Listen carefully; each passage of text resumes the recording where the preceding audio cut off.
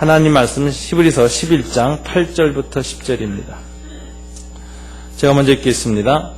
믿음으로 아브라함은 부르심을 받았을 때에 순종하여 장래의 유업으로 받을 땅에 나아갈새 갈 바를 알지 못하고 나아갔으며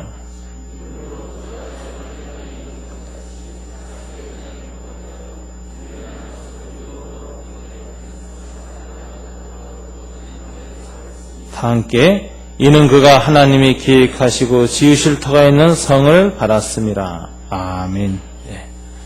다시 한번 기도하겠습니다. 하나님 감사합니다.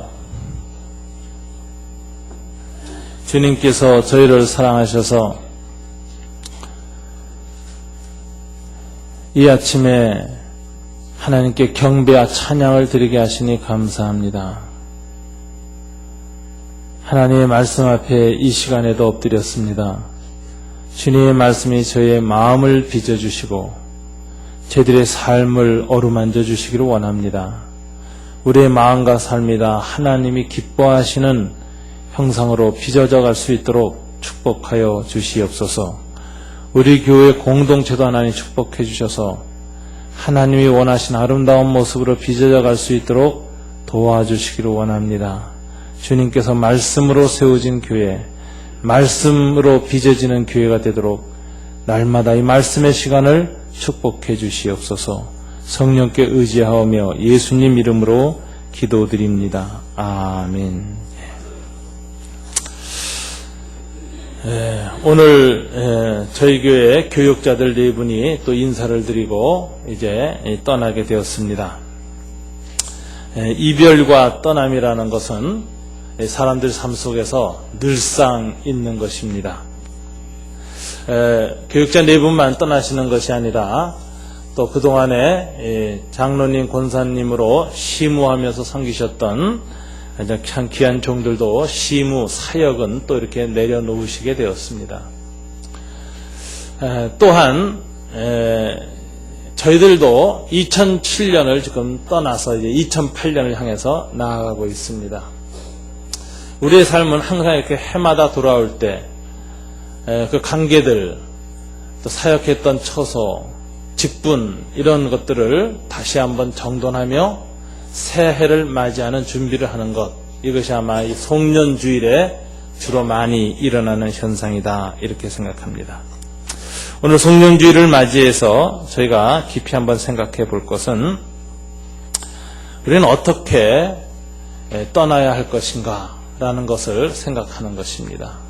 2007년을 떠나보내시고 2008년에 향해서 나아가는 저와 여러분에게 어떻게 2007년을 우리는 떠나고 2008년을 향해서 나아갈 것인가.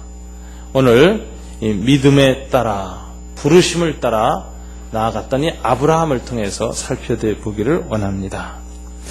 오늘 이 8절에 보면 아브라함은 부르심을 받았을 때라고 했습니다. 아브라함은 부르심을 받았다라고 오늘 성경이 말하고 있습니다. 믿음의 조상 아브라함만 사실 부르심을 받지 않습니다. 우리 모두가 부르심 받은 존재입니다. 모든 그리스도인들은 항상 하나님의 부르심 앞에 직면해 있는 존재입니다.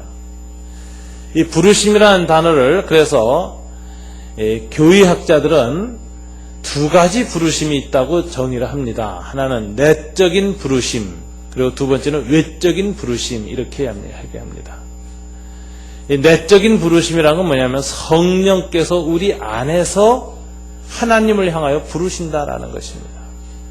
외적인 부르심이라는 건 하나님께서 사람을 통하여 전도자들이나 설교자들이나 혹은 이웃을 통하여 하나님께 나아오라고 부른다는 것입니다. 외적인 부르심은 전도를 통한, 사람을 통한 부르심이고, 내적인 부르심은 성령님의 직접적인 부르심입니다. 아무리 사람이 전도하고 하나님을 향해서 나아오시오 라고 얘기를 해도 사람은 그 부르심에 응답하지 못합니다. 왜냐하면 그 안에 죄가 있고 하나님과 우리 사이를 가로막았고, 그리고 우리의 영혼의 눈과 귀를 막아버렸기 때문에 그렇습니다. 그래서 아무리 사람이 전도하고 교회에 나오라 그러고 또는 하나님께 나오라고 불러도 타락한 인간은 스스로의 힘으로 절대로 나아올 수가 없는 존재입니다. 이런 죄인들을 나오게 하기 위해서 하나님 하시는 일이 뭐냐? 성령님이 우리 가운데 오셔서 우리 안에서, 우리의 마음속에서, 우리의 영혼 속에서 성령의 거룩한 감화, 감동이 임하는 부르심이 있는 것입니다. 이 내적 부르심, 이 성령의 부르심, 이것이 있을 때에만 이 부르심은 일어나는 것입니다. 그래서 내적 부르심과 외적 부르심이 일치될 때 우리는 부르심을 받아 하나님을 향해서 나아가게 되는 것입니다. 그래서 예수님을 영접하게 되는 것입니다. 그래서 성령으로 예수 그리스도를 주라고 고백하게 되는 것입니다. 그래서 세상을 떠나가게 되는 것입니다. 하나님을 향하여 나아가는 존재가 되는 것입니다. 그래서 주님의 부르심이 있을 때부터는 우리는 필그림, 즉 순례자의 영혼이 되는 것입니다. 머물렀던 세상을 떠나고, 머물렀던 옛 생활 습관을 떠나고, 머물렀던 옛 죄의 자리를 떠나서 하나님 나라를 향하여, 하나님의 나라의 거룩한 삶을 향하여 하나님을 향한 영적인 긴 여정을 시작하는 것이 부르심입니다. 그런 의미에서 저와 여러분은 다 부르심받은 존재입니다. 하나님이 부르지 않았으면 어느 누구도 아버지께 나아올 수가 없기 때문에 그렇습니다. 우리가 거듭나서 예수 그리스도를 깨달았다는 것이야말로 성령의 거룩한 내적 부르심이 우리에게 임했다는 사실이요, 그리고 우리는 그 부르심에 응답해야 하는 존재라는 것을 아는 것입니다. 아브라함만 부르심을 받은 것이 아니라 저와 여러분도 동일하게 하나님의 부르심을 받았습니다. 그럼 부르심을 받을 때 우리는 어떤 반응을 보여야 할 것이냐라는 것입니다. 부르심을 받았을 때 나타나는 첫 번째 반응이 8절에 보면 믿음으로 아브라함은 부르심을 받았을 때 순종하여 라고 했습니다. 하나님의 부르심, 소명에 대한 첫 번째 반응은 무엇인지 아십니까? 믿음으로 순종하는 것입니다. 믿음으로 순종. 여기 믿음으로라는 것은 관념적인 것이 아니라는 걸 보여주고 있습니다. 믿음은 행동입니다. 믿음은 의지의 결단입니다. 믿음은 하나님에서 지적으로 아는 것이나 느끼는 것 정도가 아닙니다. 지성과 감정의 차원을 넘어선 것입니다. 그것은 무엇입니까? 순종하여 의지의 결단입니다. 하나님의 부르심에 내가 순종하기로 결심하는 것입니다. 성령의 거룩한 부르심이 있을 때 그때 나타나는 중요한 특징은 우리 안에 거듭남과 동시에 믿음이 생기는 것이요, 그 믿음은 곧바로 거듭나면서 하나님의 말씀에 따르고 순종하는 것으로 반응을 보인다는 것입니다. 여러분, 처음 하나님의 부르심을 받았을 때 어떤 믿음의 순종이 일어났는가를 이 시간 한번 회상해 보십시오. 저는 처음 하나님의 부르심을 받았던 그 밤을 항상 기억합니다. 상도동에 있는 통합측에 있는 한 교회에 수요일 예배 2층 구석에 앉아있던 저에게 성령의 거룩한 부르심이 임했고 예수 그리스도가 하나님의 아들이라는 사실을 깨닫게 하셨고, 제가 거듭나는 그 순간 저는 그 부르심에 대한 제 믿음의 순종은 단 한 가지였습니다. 하나님에 대해서 주여 주여라고 부르기 시작했고, 회개하며, 그리고 하나님이 살아계신 분이고 예수님이 하나님이라는 사실에 대한 깨달음 때문에 깊은 감격에 사로잡히고, 그리고 내용 없이 그러나 하나님을 향하여서 끊임없이 주여 주여 하고 하나님을 향한 기도가 일어났던 것입니다. 그때 저는 교회 바닥에 무릎을 꿇었습니다. 의자에 더 이상 앉아서 하나님을 향해서 기도할 수가 없었어요. 그래서 옆에 의자 옆으로 나와서 바닥에 무릎을 꿇고 하나님 앞에 기도를 시작했습니다. 기도는 단순했습니다. 주여 주여라는 기도만이었습니다. 그렇게 1시간 이상을 예배가 다 끝난 다음에 모든 분들이 떠난 이후에도 계속해서 하나님을 향한 기도를 할 수밖에 없었습니다. 그게 제게 일어난 첫 번째 성령의 감화, 감동에 대한 저의 순종이었다고 생각합니다. 하나님이 부르시면 거기에 대해서 우리는 믿음으로 전인격적인 결단을 내리고 순종을 하는 것입니다. 그래서 믿음이라는 건 단순한 하나님의 거룩함을 느끼는 감정적인 것도 아니고 하나님의 말씀을 깨닫는 지적인 것만도 아니고 그 이상입니다. 그것은 의지입니다. 결단입니다. 인격적인 방향 전환입니다. 그래서 믿음과 회개는 항상 동시에 오는 것이죠. 주 예수를 믿으라. 회개하고 주 예수를 믿으라. 주 예수를 믿고 회개하라. 이건 동시에 일어나는 것입니다. 시간의 차이가 없습니다. 믿음과 회개는 동시에 일어납니다. 그런데 여기에서 회개라는 말은 단순히 후회한다라는 정서적 부분만 있지 않습니다. 거기에는 돌이킨다라는 의미가 있습니다. 돌아선다. 후회하고 돌아선다. 세상에 살던 삶의 방식, 옛 죄의 삶의 방식을 후회할 뿐만 아니라 그렇게 살지 않기로 결단하고 돌아선다. 이게 부르심에 대한 하나님의 사람들의 최초의 반응입니다. 아브라함도 부르심을 받았을 때 믿음으로 순종하여. 그래서 진정한 믿음은 행위의 열매가 있는 믿음입니다. 예수님도 그래서 진정한 믿음이란 뭐냐? 열매 있는 것이다.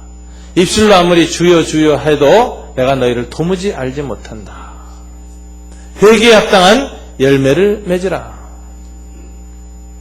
내가 그 나무가 좋은 나무인지 나쁜 나무인지는 그 열매를 보고 알겠다. 주님은 항상 우리에게 인격의 열매, 결단의 열매, 우리의 의지와 행위의 열매를 요구하시는 분입니다. 그래서 믿음은 예수 그리스도에 대한 관념적인 인식이 아닙니다. 정서적인 동의가 아닙니다. 그 이상입니다. 그것은 전인격적인 방향 전환입니다. 이것이 믿음으로 순종하여라고 하는 단어입니다. 아브라함은 부르심을 받았을 때 이렇게 믿음으로 순종하였습니다. 이 순종했을 때 이 순종이 두 가지 행동으로 나타났다는 것을 오늘 본문은 가르쳐주고 있습니다. 장래의 유업을 받을 땅에 나아갈새 그 갈 바를 알지 못하고 나아갔으며, 여기 반복된 단어가 뭡니까? 나아갔다라는 것입니다. 나아감. 부르심을 받았을 때 믿음으로 순종하면 제일 먼저 나타나는 현상이 영적 진보입니다. 나아감입니다. 앞을 향해서 나아가는 것입니다. 영혼은 이때부터 여행을 시작하는 것입니다. 하나님을 향한 긴 여행의 첫 출발, 첫 걸음을 떼어놓는 것이 믿음으로 순종할 때 나타나는 첫 번째 현상입니다. 여러분, 예수를 믿고 성령의 감화 감동을 받고 나면 그때부터 영적인 새로운 경험을 하게 됩니다. 낯선 경험, 새로운 만남, 새로운 삶, 새로운 관계, 새로운 공동체를 향하여, 그리고 새롭게 인식되는 세상을 향하여 깊은 여행을 하게 되어지고, 그리고 마침내에는 하나님의 나라까지 도달하는 긴 여행의 첫 걸음을 떼어놓는 것이 믿음으로 순종할 때 나타난 첫 번째 행위입니다.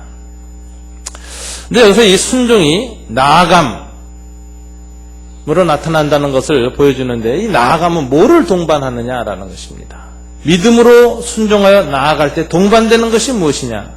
오늘 보면은 그걸 암시하고 있습니다. 갈 바를 알지 못하고 나아갔으며. 믿음은 놀랍게도 불안을 동반한다는 사실을 기억하셔야 됩니다. 믿음으로 나아가면 씩씩하고 힘있게 안정감 가운데서, 확신 가운데서 군인이 나가는 것은 척척척척 나아갈 것 같습니까? 그렇지 않습니다. 놀라운 사실은 하나님 앞에 순종하여 믿음으로 나아갈 때 하나님은 항상 불안을 동반자로 우리에게 주신다는 사실입니다. 믿음의 동반자는 불안입니다. 갈 바를 알지 못하고라는 이 표현 속에 숨어있는 것이 무엇인가를 생각해 보십시오. 아브라함은 맨 처음에 하나님께 부름 받을 때 가나안 땅으로 가라라는 지도를 받지 못했습니다. 내가 내게 지시할 땅으로 가라, 이렇게만 말씀하셨어요. 그것이 가나안인지 애굽인지 어딘지 한마디 말씀도 안 하셨습니다. 그리고 계속 그가 하나님 말씀이 임하면 그 말씀만큼만 쫓아가다 보니까 가나안 땅에 이르렀고, 그곳에서 여호와께서 나타나서 이것이 내가 네게 약속한 땅이다 라고 하시니 그곳에서 하나님께 제단을 쌓고 제사를 드렸습니다. 가나안 땅에 이를 때까지 하나님은 절대로 우리가 어디로 가는지를 미리 가르쳐주지 아니하신다는 사실을 기억해야 합니다. 그래서 여러분, 하나님의 인도를 받고 부르심을 받을 때 중요한 특징이 무엇이 있느냐? 하나님은 절대로 청사진으로 인도하시지 않는다. 두루마리로 인도하신다라는 원리를 기억해야 합니다. 청사진은 척 보면 한눈에 우리 군포에서 출발해서 종로 5가까지 가려면 이렇게 외곽순환도로를 타가지고 이렇게 가서 이렇게 가면 된다라는 길이 쫙 나옵니다. 지도를 보면서 이렇게 가는구나 그래요. 근데 두루마리는 뭐냐? 그러질 않아요. 두루마리는 지도가 한눈에 보이지 않습니다. 둘둘둘 말려 있어서 하나의 둘둘 말린 걸 조금 풀어서 보이세요. 그래서 사당까지만 가라 그러시는 거예요. 사당까지만 보여주세요. 사당까지 열심히 순종해서 가면 그 다음에 이제 또 쭉 말려가지고선 서울역까지 가라 그러시죠. 서울역까지 또 순종해서 가면 그 다음에 또 이렇게 풀어서 종로 3가까지 이런 식으로 하면서 인도하시는 분입니다. 하나님의 인도는 청사진으로 인도하지 않고 항상 두루마리로 인도하신다. 하나님 내비게이션으로 인도하지 않습니다. 내비게이션에 어디를 갈 목적지 딱 찍으면 딱 길이 나오는데 그렇게 인도 안 하세요. 목적지를 안 알려주세요.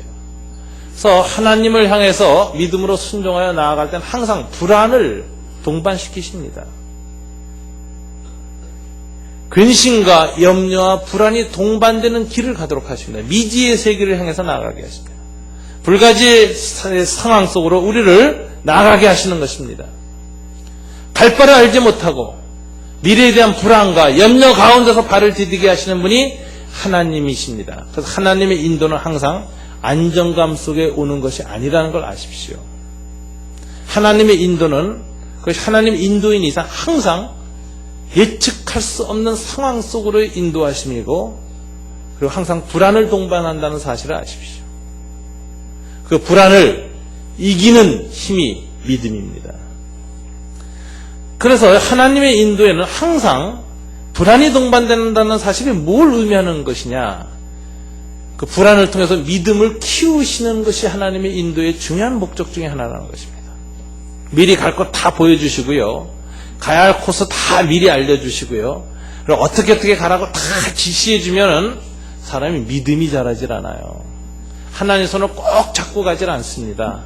알았습니다. 하나님 됐습니다. 알아서 갈게요. 이러고 지 마음대로 자신만만하게 떠나는 여정을 갖게 되는 것입니다. 이걸 하나님이 기뻐하시지 않습니다. 하나님의 여행의 특징은 신앙을 성숙시키는 여행입니다. 앞으로 무슨 일을 만날지 어떤 일을 겪을지 알지 못하는 길로 인도하시는 것이 하나님의 인도의 중요한 특징입니다. 오늘 네 분 교육자가 우리 이제 교회를 떠나시는데 갈 교회에서 무슨 일을 당할지 알지 못하게 하시고 불러가시는 겁니다. 그 교회에서 무슨 일이 일어날지 앞으로 내 생에 무슨 일이 전개될지 전혀 알지 못하게 불안해요.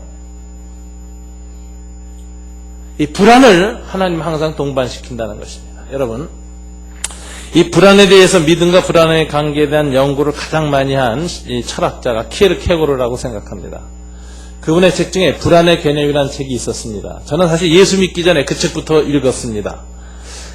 그때는 그게 잘 정리가 안 됐어요. 이 사람은 웬 철학자의 불안이라는 개념을 가지고 이렇게 고민을 많이 했나? 원래 불안한 사람인가? 그러면서 그 의미를 잘 몰랐는데 나중에 예수 믿고 나니까 확실히 깨달아지더라고요. 이 불안의 개념이라는 책 속에 이런 얘기를 합니다. 이게 신학적으로는 조금 좀 문제가 있다고 생각합니다만 그래도 한번 불안이라는 게 얼마나 신학적으로 중요한 주제인가를 여러분 한번 생각하기 위해서 한번 말씀을 드립니다.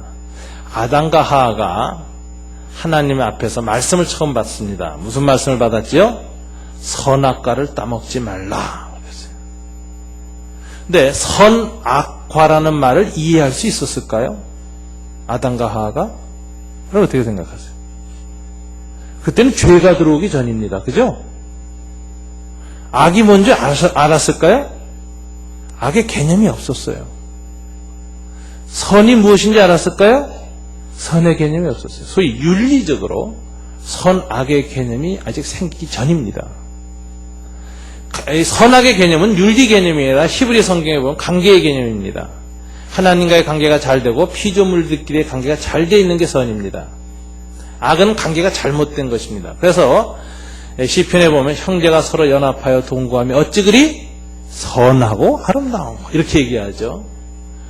그러니까 그것이 윤리 개념이 아니라 관계의 개념이라 할지라도 그 당시에 하나님과 아담과 하와의 관계, 피조물과의 관계는 완전한 관계였습니다. 타락하기 전이니까, 죄가 들어오기 전이니까. 그러니까 그건 선이었습니다. 선은 알았어요.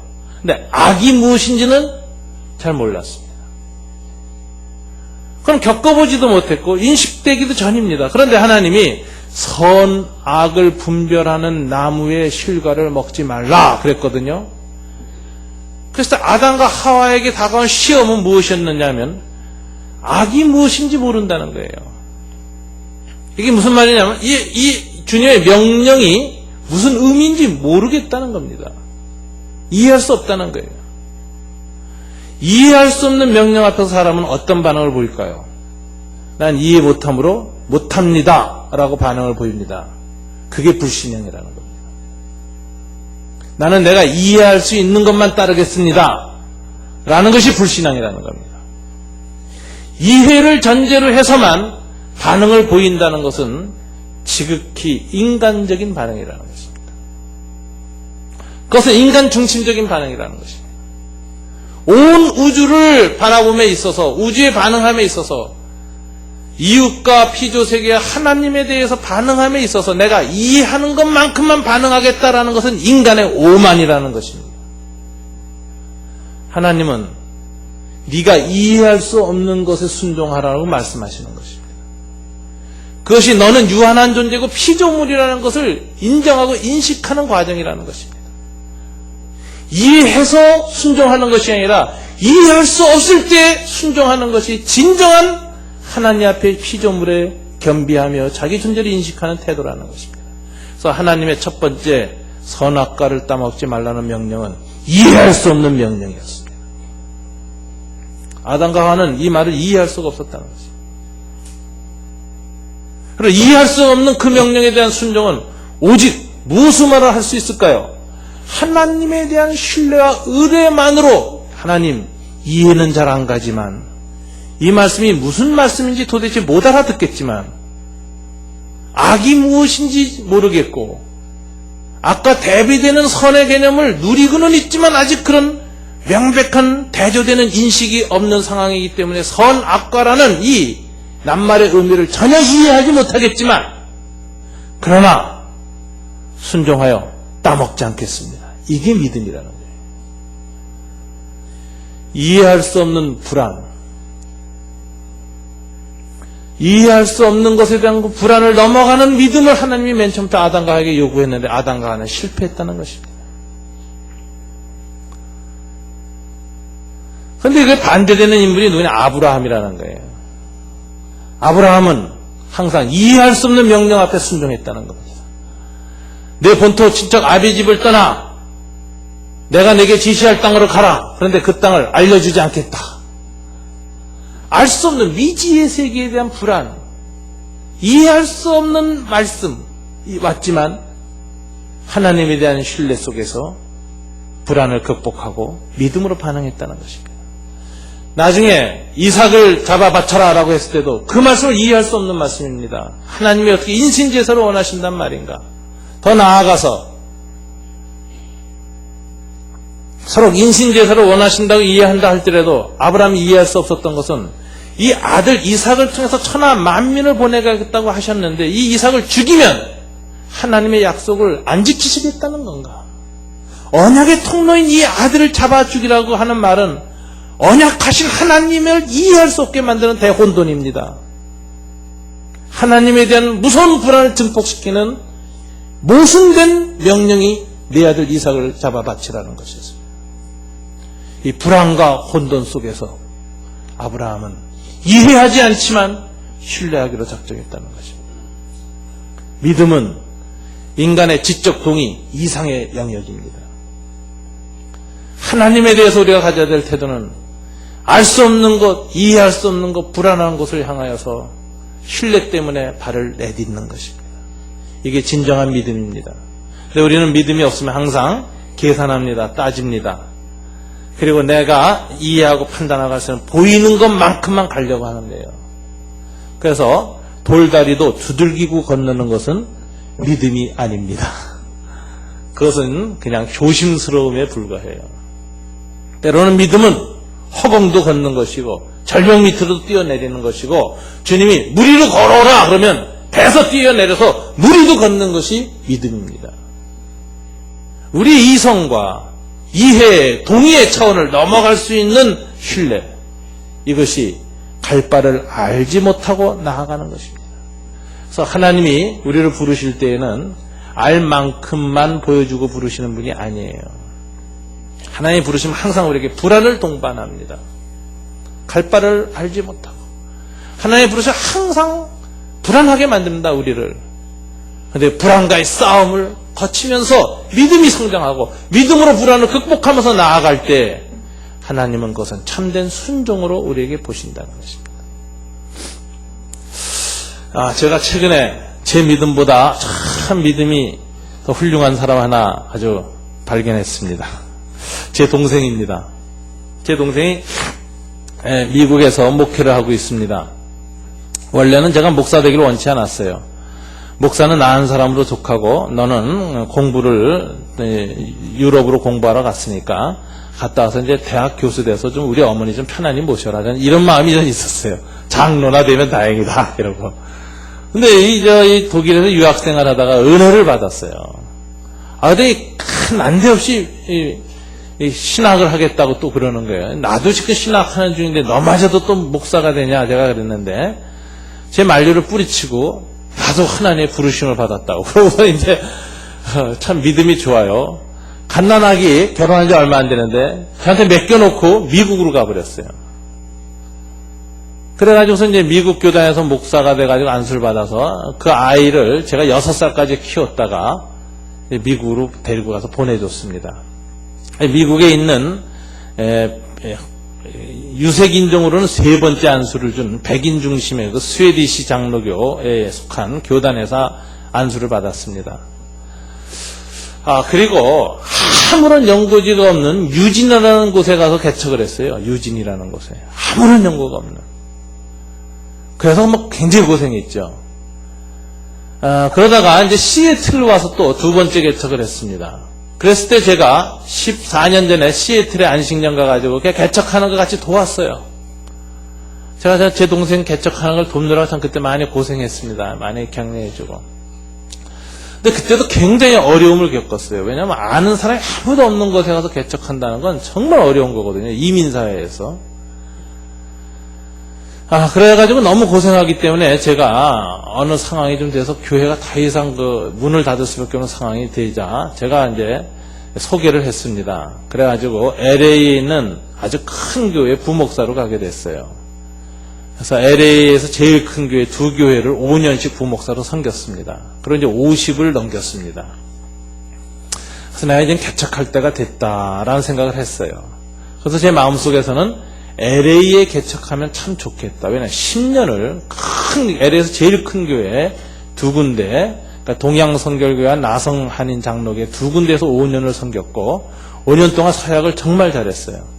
2군데 그 목사님 2분이 다 내가 만난 부목사 중에 베스트라고까지 얘기를 할 정도로 정말 최고의 좋은 부목사였다고 말할 정도로 그렇게 신실하게 사역을 했어요.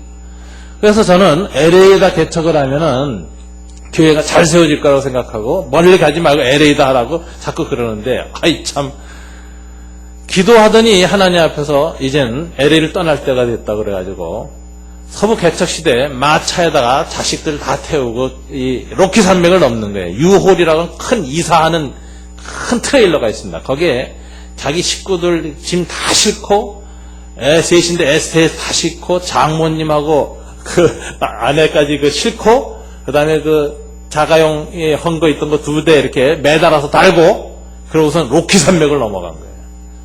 그래가지고 아무도 없는 아틀란타라고 하는 곳에 가서 교회를 또 개척했어요. 그 교회 개척한 지 2년이 지나는데 제가 너무너무 가슴이 걱정이 되는 거예요. 어쩌려고 또 저렇게 아무도 없는 곳에 가냐. 정말 아무나 아는 사람이 없는 거예요. 그래서 너 어떻게 정해야 돼? 인터넷 보고 한인 목회를 할 만한 곳을 구하면서 지도 중에 아틀란타 쪽을 에어리어 스터디를 하는 중에 성령이 강림하셨다는 거예요. 그렇게 한다는 거예요. 그래가지고 다 팔고 떠난 거예요. 그래서 저도 참 너무 좀 무모하다 막 이런 생각을 했어요. 그런데 놀라운 건 하나님의 인도였습니다. 저희 교회 와서도 한번 잠깐 설교를 했는데 교회 개척하는데 하나님 인도의 허락을 주셨어요. 그래서 이번에 창립 예배를 드렸습니다. 2년 동안 준비한 것. 그런데 하나님이 정말 놀랍게 2acre, 그러니까 2,000평에 되는 아주 호숫가 옆에 상업지구에는 아주 그 아틀란타에서 가장 새로 개발되는 신도시의 가장 좋은 땅 2,000평을 너무 좋은 조건으로 싸게 정말 얻게 됐어요. 이유는 뭐냐면은 하루는 기도하는 중에 집에서 예배를 한 2년 드렸는데 집에서 모이는 이 예배의 인원이 너무 많이 차가지고 더 이상 감당하지 못하니까 기도하면서 하나님 이제 예배 터를 구해야 되겠습니다. 그래서 임대를 어디로 돌아다녔는데 그 부동산 하는 사람이 좋은 게 났는데 값은 조금 있는데 임대가 아니라 사야 된다 그러더래요. 2에이커 돼야 되는데 교회라 그러더래요. 가서 보니까 교회당이 이쁘게 져져 있고 건물이 2채나 있더래요. 교육관까지 다. 2에이커니까 꽤 큽니다. 그래서 갔는데 그 교회를 팔려는 분이 어느 백인 목사님이 개척했고 한 5, 60년 지났는데 백인이 다 떠나가지고 문을 닫게 됐는데 그 목사님 따님이 3분이 독신으로 홀로 사는 분들인데 이 3분들이 이걸 내놓는데 딱 내놓는 날 제 동생이 갔는데 하나님 앞에서 기도를 하면서 이 교회의 상업지구인데 다른 건물이 들어와서 우리 아버지가 놓은 교회당을 다 없애버리는 일은 정말 싫다. 그러니까 누가 교회를 온다고 하면 시가의 절반의 주기로 작정을 하고 일단 내놨다는 거예요. 근데 제 동생이 딱 그 첫 번째 케이스에 속해가지고 시가의 절반에 그걸 사게 됐습니다. 그래서 이제 외국은 다 몰게이지로 돼 있으니까 월로 나게 돼 있는데 처음에 데파짓을 10%를 해야 돼요. 10% 해야 될 돈이 없어서 기도하는데 이 소식을 LA에 있던 교인들이 듣고 헌금을 보내와가지고 데파짓을 다 했습니다. 몇만 불을. 수리할 비용까지 다 그분들이 보내왔습니다. 그래가지고서는 아틀란타에서 교회를 지난 11월 첫째 주 우리 교회 창립 예배 때 똑같이 창립을 했는데 LA에서 그런 일이 드물대요. 장로님들하고 교인들이 비행기 타고 와서 창립 예배를 드려줬는데 한 40명이 오셨다는 거예요. 그래서 저는 참 제 동생을 보면서 야, 넌 나보다 믿음이 좋다. 나라면 그때 LA를 떠날 수 있었을까? 난 아마 안 떠나고 그 옆에서 개척했을지도 몰라. 근데 어떻게 너는 갈 바를 알지 못하고 정말 오직 하나님의 기도 중에 임한 감동을 믿고 그렇게 갈 수 있었는가? 그리고 갔는데 고생 많이 했어요. 2년 동안. 정말 먹고 사는 문제 때부터 해가지고 굉장히 고생을 했는데 하나님의 뜻을 구하고 기도한 게 하나의 인도가 있어가지고 하나님이 백인 목사님이 아주 아름답게 지어놓은 2,000평 되는 곳에 이미 다 건물이 들어가 있는 것을 너무나도 싼 가격에 정말 이렇게 돈 한 푼 안 들이고 얻게 돼가지고 지금 교회에서 할렐루야 하고 기도하고 있습니다. 제가 그거 보고서 야, 참 갈 바를 알지 못하고 떠난다는 게 참 믿음이라는 것. 하나님의 부르심은 항상 불안을 동반한다는 것. 불안을 향해서 믿음으로 정면돌파하고 순종할 때 하나님의 길이 열린다는 사실을 다시 한번 요즘 새롭게 깨닫게 됐습니다. 그래서 제가 요즘 제 동생만 생각하면 너무너무 감사합니다. 하나님, 제 동생을 축복하신 것 감사합니다. 그리고 특별히 그 믿음에 대해서 응답하신 것 감사합니다. 여러분, 저와 여러분의 인생은 항상 미지의 세계를 향한 나아감입니다. 2007년 지나가고 있습니다. 2008년 앞을 향해서 우리 나아가고 있습니다. 2008년의 삶 속에 우리에게 무엇이 있을지 우리는 전혀 모릅니다. 어떤 일을 당할지 모릅니다. 여러분, 2006년에 2007년에 일어난 이 일이 내게 일어날 거라고 누가 알았습니까? 아무도 몰랐습니다. 우리의 인생에 미래는 항상 미지의 세계입니다. 갈 바를 알지 못하고 나아가는 것이 그리스도인의 삶이고 인생의 발걸음입니다. 여러분, 이 미지의 세계를 향해서 나아갈 때 어떻게 나아가는 것이 바른 나아감입니까? 믿음으로 나아가는 것입니다. 불안을 두려워하지 않는 것입니다. 불안을 믿음의 동반자로 여기는 것입니다. 불안을 믿음의 시금석으로 여기는 것입니다. 불안의 터널을 통과할 때 진정한 믿음의 순종이 일어난다는 사실을 알면서 미지의 세계에 대한 불안을 맞서기를 두려워하지 말아야 합니다. 새로운 일이 시작될 때마다 가슴이 우리는 뛰어야 합니다. 그리고 새로운 인도에 대한 신뢰 속에서 우리의 손은 새로운 기대를 가지고 내밀어져야 합니다. 이 갈 바를 알지 못하고 나아가는 믿음의 순종이 하나님의 부르심과 더불어 임하기를 주님 이름으로 축원합니다. 두 번째는 9절에 보면은 유동성입니다. 믿음으로 그가 이방의 길의 땅이 있는 것 같이 약속의 땅에 거류하여 동일한 약속을 유업으로 함께 받은 이삭과 야곱과 더불어 장막에 거하였으니, 믿음으로 순종했을 때 나타난 두 번째 행동은 나아감, 두 번째는 장막에 거함, 타버나클링입니다. 장막에 거함. 이 장막에 거한다는 말은 하나님의 행위였습니다. 하나님이 이 세상 가운데 자기 백성 가운데 임재하실 때 항상 장막에 거하셨습니다. 출애굽기에 하나님은 뭐예요? 성막, 타버나클링. 장막에 거하시는 분은 하나님이셨습니다. 근데 하나님의 백성들은 항상 장막에 거하는 자였습니다. 아브라함과 이삭과 야곱은 가나안 땅에 들어갔습니다. 그리고 가나안 땅을 하나님의 약속의 땅이라고 말씀하셨어요. 그럼 그곳에 이것은 약속의 땅이니까 우리가 튼튼한 벽돌과 나무로 돌로 안전한 집을 짓고 500년 1000년 대대로 누를 정주인의 성을 짓자라고 하는 것이 당연한 반응입니다. 그런데 아브라함과 이삭과 야곱은 함께 그렇게 하지 않았고 뭘 했습니까? 텐트에서 살았다. 장막에 거하였다. 집을 짓지 않았다. 이거는 무엇을 의미하는 것이냐? 이 세상, 육체를 가는 세상 동안에 하나님이 가나안 땅을 기업으로 주었다 할지라도 그것은 다 지나가는 땅에 불과하다. 진정한 기업, 약속의 기업은, 이 하나님의 약속의 유업은 어디에 있느냐? 10절에 보면 이는 그가 하나님이 계획하시고 지으실 터가 있는 성을 바랐습니다. 하늘의 성, 하나님께 있다. 이걸 알았기 때문이다. 이 세상에 하나님이 우리에게 주신 기업이 많습니다. 직장도 기업입니다. 가정도 기업입니다. 교회도 기업입니다. 하나님 우리에게 주신 이 축복, 이 모든 기업들, 이것을 우리가 맞이하고 살 때 우리가 극복해야 될 믿음의 자세가 있습니다. 무엇입니까? 정주인 의식. 정주민. 한 곳에 정하고 이곳에 계속 거하겠다고 하는 정주민의 의식을 버려야 한다는 것입니다. 마치 이 땅에서 내가 영원히 살 것처럼 착각해서는 안 된다는 것입니다. 우리 이 땅에 나그네로 왔다는 사실을 알아야 됩니다. 믿음으로 하나님의 부르심에 순종할 때에는 불안을 향하여 나아가는 것이고, 두 번째는 나아가서도 뭐예요? 일시적 거류민으로 사는 것입니다. 정주민으로 사는 것이 아닙니다. 우리는 이 땅을 사하면서 육신을 가지고 사는 우리의 생애를 내가 여기서 영원히 살 것처럼 여기고 있다는 건 큰 착각입니다.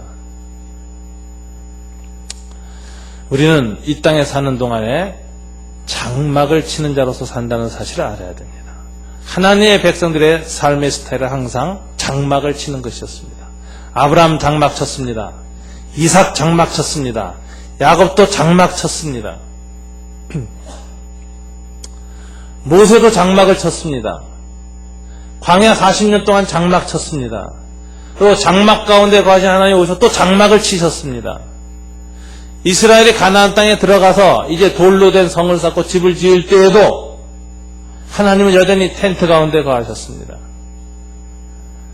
잠시 성전을 지시고 들어가셨지만 죄를 범하시자 하나님은 또 그 성전을 떠나셨습니다. 성전은 무너졌습니다. 이 장막을 계속 치신 하나님이 나중에 인간의 육신의 몸을 입고 우리 가운데 거하심에, 요한복음에 우리 가운데 거하심이라는 단어가 타버나클링, 장막 치심입니다. 육신의 장막을 치시고 하나님이 또 이 세상에 오셨습니다. 육신의 장막을 거두시고 부활 승천하셨습니다. 여기서 우리는 하나님과 하나님의 백성의 삶은 장막에 거하는 삶이라는 것을 가르쳐주고 있습니다. 그러나 하나님의 백성이 아닌 사람들은 항상 영원히 거할 도성을 짓습니다. 가인이 하나님의 낯을 떠나서 맨 처음에 지은 성이 에녹이라는 시티였습니다. 인간이 하나님을 떠나면 어떤 본능이 생기냐면은 자기의 안전을 보장해줄 성을 짓는 것입니다. 돌로 된 견고한 성. 이게 뭐냐면 하나님을 성으로 삼지 못한 인간이 하나님을 떠날 때 생기는 불안과 초조를 어떻게든지 막아보려고 자기 방어책으로 인간이 만든 성을 쌓는다는 것입니다. 그리고 그 안에서 안주하고 그 안에서 평안을 누리기를 원한다는 것입니다. 그러나 하나님의 백성들은 그렇지 않습니다. 하나님의 백성은 인간으로 지은 그 어떤 것도 진정한 안정과 평안의 근거가 되지 못한다는 걸 압니다. 오직 하나님 안에서만 참된 평화가 있다는 걸 압니다. 그렇기 때문에 인간이 만든 성과 인간이 만든 이 삶의 터전에 영원히 안전하게 거한다고 생각하지 않습니다. 어리석은 부자에 대한 비유를 보면은 소출이 많았습니다. 가을에 곡식이 가득 얻었습니다. 이거 어찌할꼬? 큰 곡간을 지어서 이걸 가두어주자. 불안했어요. 누가 그냥 들판에 두면 다 가져갈까봐. 열심히 곡간을 지었습니다. 땀을 뻘뻘 흘리며 그 추수한 곡식을 다 가두어두었습니다. 그리고 그 밤에 이렇게 외칩니다. 내 영혼 평안해, 내 영혼 평안해. 나는 참 마음이 평안하다. 창고를 지었고 다 갖다 뒀구나. 아, 이젠 평안하다. 그러는데 그때 하나님 뭐라고 하십니까? 평안하다고 어리석은 부자야. 내가 오늘 밤 너를 부를 줄을 알지 못하느냐. 하나님은요, 우리가 평안하다고 노래하면 부르십니다. 하나님의 사람들이 평안과 안주의 늪에 빠지면 하나님은 부르십니다. 왜? 그래야만 믿음이 성장하기 때문에. 그래서 여러분, 크리스찬의 삶은 순례자의 삶입니다. 어느 곳이 내가 영원히 구할 것이라고 생각하는 것은 착각입니다. 이 순례자 영성을 가장 잘 보여주는 유명한 걸작품이 존 버년의 철로 역정입니다. 영적 순례. 우린 나그네라는 걸 알아야 됩니다. 하나님 우리를 이 땅에서 임시 거주자로 살도록 원하셨고 타버나클링, 텐트 치는 자로 살기를 원하시지 성을 짓는 자로 살기를 원하지 않습니다. 오직 내 영혼과 내 삶의 진정한 평안과 안전의 근거는 하늘에 있는 하나님이 지으시고 하나님이 설계하시고 하나님이 지으신 그 터가 있는 그 성, 하나님의 나라만이 내 삶의 영원한 평안이요 내 삶의 영원한 근거라는 것을 믿기 때문에 그렇습니다. 여러분, 이 교회도요, 교회를 너무 크게 잘 지어 놓으면 교인들이 안 떠납니다. 우리가 돈 지어서 잘 지어 놓은 교회에 내가 왜 떠나? 기득권이 생겨서 여기서 나는 내 헌금으로 집을 지은 집인데 못 떠나. 난 여기서 계속 장로되고 우리 자손들도 장로돼야 돼. 건물 잘 지어놓은 유명한 큰 교회 보면 대부분 장로님의 아들들이 또 장로되고 장로님들의 사돈 팔촌 다 모여서 가족교회가 돼버려 있어요. 제가 이거 어디서 봤느냐? 제가 승동교회에서 봤습니다. 승동교회. 제가 승동교회 학습 받았거든요. 벽상그룹의 김인득 장로님과 그 가족들이 전부 승동교회를 가득 채우고 있더라고요. 거기는 목사님이 아무 힘도 없어요. 저는 거기에서 정주민 교회는 어떤 위기가 오는가를 좀 봤습니다. 교회는 건물 없는 게 사실 좋아요. 건물이 있어도 텐트 같은 거 짓는 게 좋아요.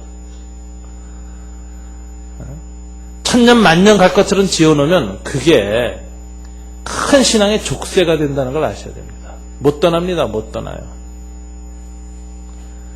그래서 정주민의 영성이 아니라 우리는 필그림 영성을 가져야 됩니다.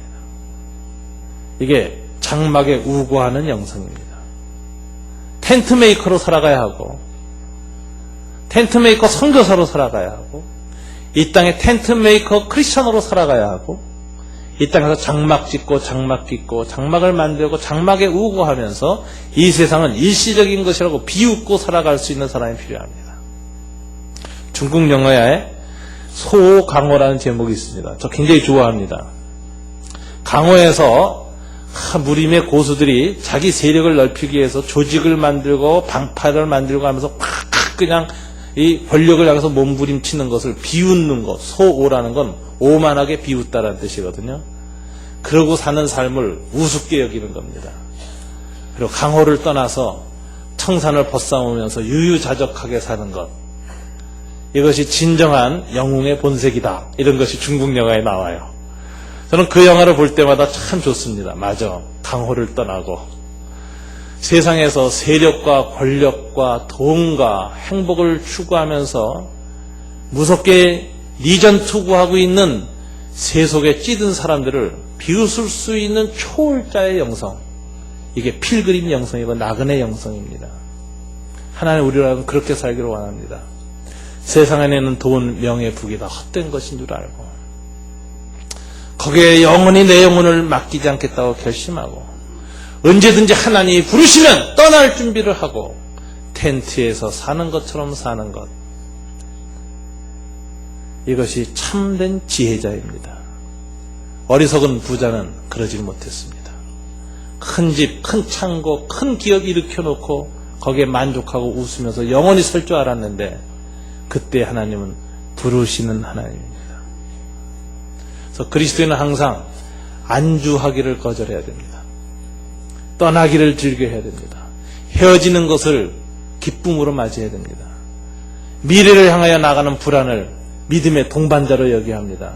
그리고 나아가서도 계속해서 나는 정주인으로 살지 않겠다라고 하는 의식을 갖는 것입니다. 하나님께서는 예레미야서 35장 6절 7절에서 레갑 족속을 축복했습니다. 뭐라고 했는지 아세요? 너희야 너희 자손은 영영이 포도주를 마시지 말며 집도 짓지 말며 파종도 하지 말며 너희 평생에 장막에 거하라. 그리하면 너희의 우고하는 땅에서 너희 생명이 길리라. 하나님은 가나안 땅에 들어와서 가나안 7족속과 똑같은 모습으로 정주인의 문화에 동화돼서 가나안 농경 문화에 동화해서 바알 숭배하면서 집 짓고 사는 이스라엘 대부분 타락한 백성들과는 달리 여전히 텐트에 거하면서 언제든지 하나님의 부르심 떠나겠다는 각오를 가지고 사는 레갑 족속을 향하여서 축복했습니다. 너희야말로 진정한 신앙의 무리다. 오늘 이 시대의 크리스천들이 레갑 족속처럼 되어져야 합니다. 나는 언제든지 이 세상을 떠날 준비가 되어 있다. 장막을 거둘 준비가 되어 있다. 하나님의 부르심에 항상 응답하겠다. 각오가 되어져 있을 때 진정한 영성이 생기는 것입니다. 저도 항상 그런 부분에서 하나님께 감사합니다.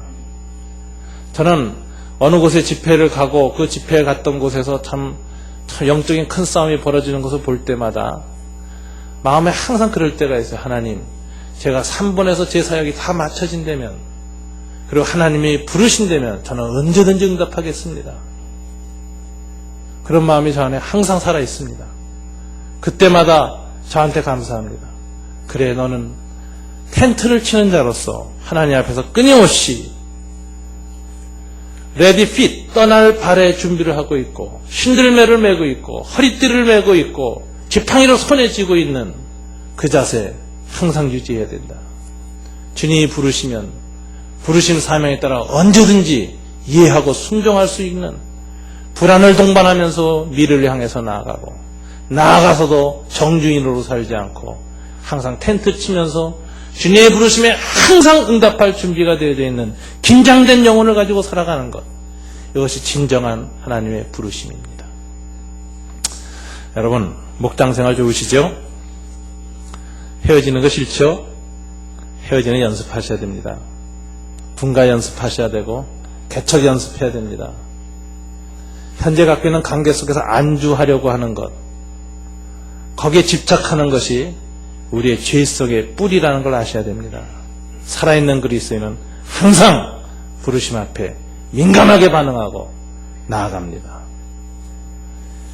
이 아브라함의 믿음, 하나님의 사람들의 믿음, 이 세상을 나그네로 살아가는 이 초월적 영성, 하나님의 경영하시고 지으실 터가 있는 성을 바라보는 하나님의 나라를 향한 이 믿음, 2007년 마감하시면서 2007년 새로운 영역을 향해서 나아가시면서 저와 여러분 위에 충만하시기를 우리 주 예수님 이름으로 기도합니다. 기도하겠습니다.